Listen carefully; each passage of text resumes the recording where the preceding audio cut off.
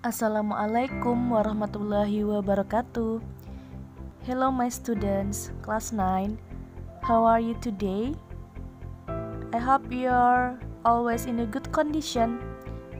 Pada pertemuan kali ini, kita akan mempelajari chapter baru, yaitu ekspresi persetujuan dan ekspresi memberikan saran. Pada pertemuan kali ini, Ananda akan belajar bagaimana menyatakan sesuatu untuk dilakukan dan untuk tidak dilakukan. Kemudian untuk menyatakan tujuan untuk melakukannya dan menyatakan persetujuan dan tidak persetujuan atas perbuatan atau kegiatan yang orang lain lakukan. Mari kita lihat contoh berikut ini.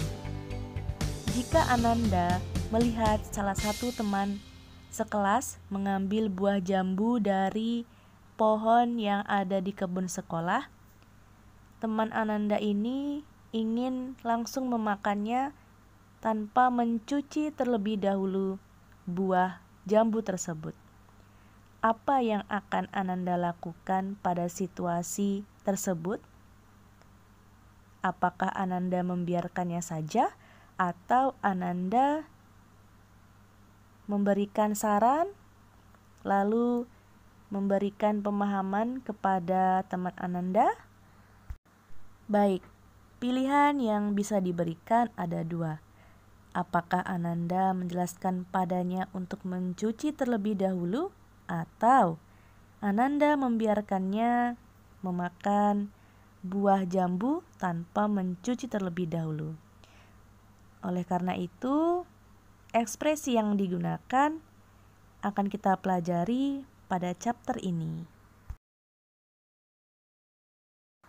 Anak-anak ibu, pada ekspresi memberikan saran selalu diikuti dengan ekspresi menyatakan tujuan. Nah, ekspresi menyatakan tujuan selalu mengiringi atau selalu mendukung ekspresi memberikan saran.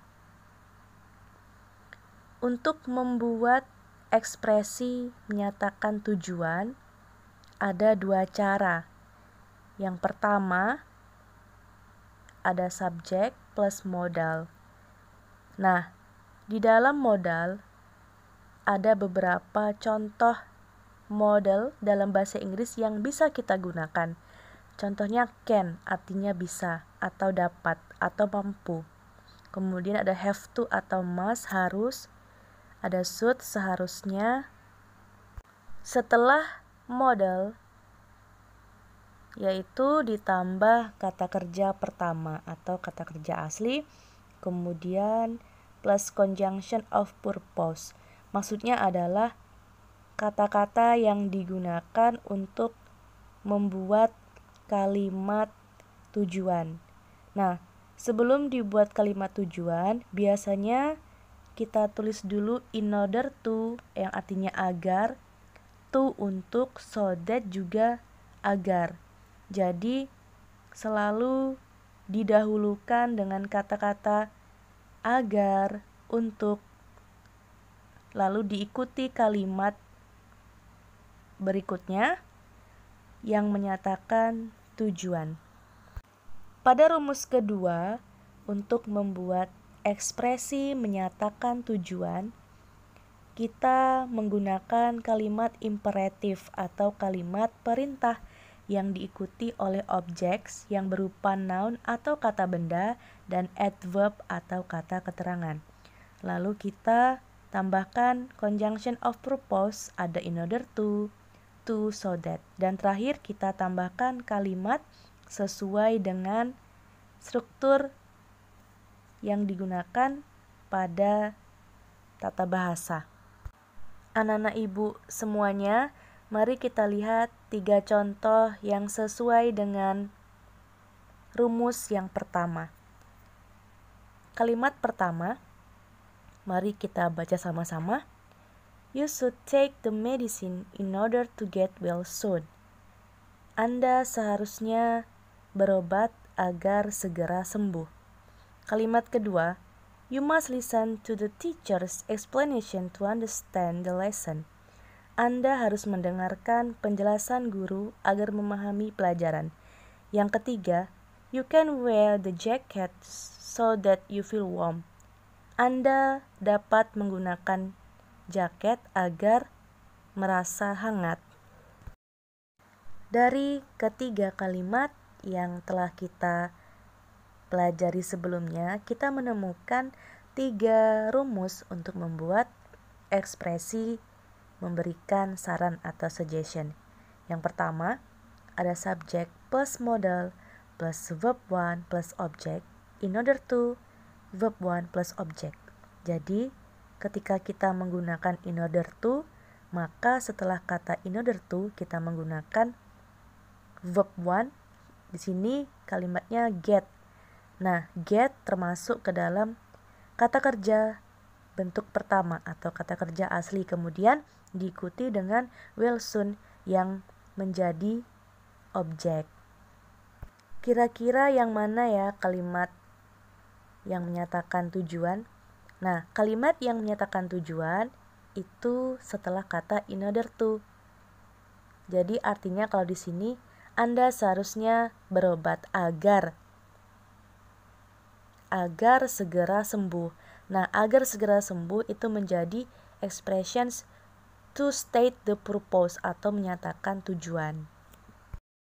Pada rumus kedua untuk menyatakan tujuan, kita menggunakan kata so that. Nah, rumusnya adalah subject plus modal plus verb 1 plus object plus so that and plus sentence yang terdiri dari subject, verb 1, and object. Jadi contohnya, you can wear the jacket so that you feel warm. So that,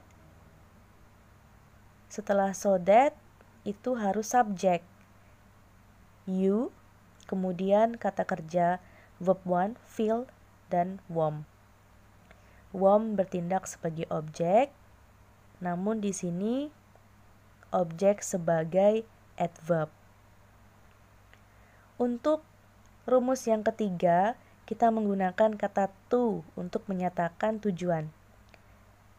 Kalimatnya ada, you must listen to the teacher's explanation to understand the lesson. Kata to setelahnya harus diikuti kata kerja bentuk pertama yaitu understand. Kemudian diikuti objek yaitu the lesson yang berguna sebagai noun. Untuk rumus membuat kalimat untuk menyatakan tujuan menggunakan kalimat perintah atau imperatif, kita menggunakan rumus seperti ini. Kalimat imperatif plus noun plus conjunction of purpose plus blank atau titik-titik-titik. Nah, titik-titik-titik ini bisa diisi dengan kalimat yang sesuai dengan rumus in order to, so that, dan to. Jadi disesuaikan kalimatnya apakah sesudah in order to, so that, atau to langsung menggunakan kata kerja atau langsung diberikan subjek. Untuk contoh kalimat yang menggunakan kata perintah, ada kata perintah yang menyatakan jangan atau tidak dilakukan. Contohnya, don't sleep late in order to wake up early. Jangan tidur terlambat agar bangun lebih awal. Untuk kalimat kedua, keep the fruits in the refrigerator to let them fresh. Artinya tetap jaga buah-buahan di dalam kulkas agar tetap segar. Jadi sudah tahu ya anak-anak ibu perbedaannya. Mudah-mudahan Ananda dapat memahami sedikit demi sedikit penjelasan dari ibu untuk ekspresi suggestion kali ini. Kita lanjutkan pada ekspresi agreement and disagreement. Pada expressions of agreement and disagreement, kita pada dialog pada halaman 13 sampai 14 yang Ananda praktekkan sebelumnya itu ada kata-kata what about and what if. Nah, kedua kalimat ini dapat dijumpai pada kalimat agreement dan disagreement sebagai kalimat yang digunakan untuk menyatakan pilihan kepada orang lain. Apakah orang lain akan setuju atau tidak setuju dengan saran yang kita berikan. Jadi, kata what if atau what about itu seperti kata-kata pengantar untuk menyatakan saran yang akan disetujui oleh orang lain atau tidak. Baik anak-anak ibu kelas 9, ekspresi agreement and disagreement dapat ditemukan di buku Bahasa Inggris Cetak penerbit Erlangga halaman 16. Ananda bisa melatih diri mengucapkan cara yang benar dan mengartikannya sesuai dengan konteks. Selamat belajar. Demikianlah yang dapat Ibu sampaikan. Akhirul kalam. Wassalamualaikum warahmatullahi wabarakatuh.